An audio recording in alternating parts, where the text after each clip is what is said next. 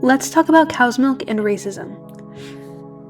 Dairy milk isn't natural for humans to drink, and it didn't come into the United States until it was imposed by colonialism.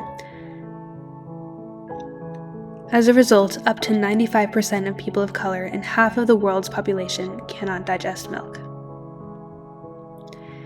Yet, the USDA, through the National School Lunch Program, requires that milk is the primary beverage offered in schools, even prioritizing it over water. This means that students of color who cannot digest lactose are forced to drink milk even though it is detrimental to their health.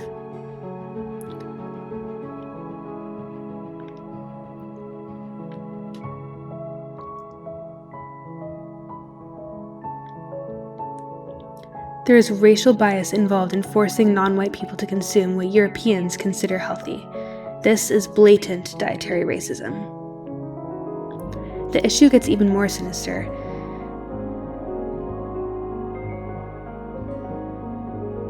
Dairy has a history of being associated with whiteness and purity.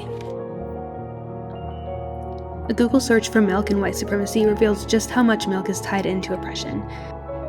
Like this essay, which talks about how early milk promoters associated the whiteness of milk with the putative purity of racial whiteness. In fact, President Hoover once said to the Dairy Congress, "Upon this industry, more than any other of the food industries, depends upon it the very growth and virility of the white races." Even today, many white supremacists use a glass of milk in their bios to identify themselves. So, what does milk have to do with racism? Everything. It's forced on students of color, it's tied into white supremacy, and its very origins are colonialist.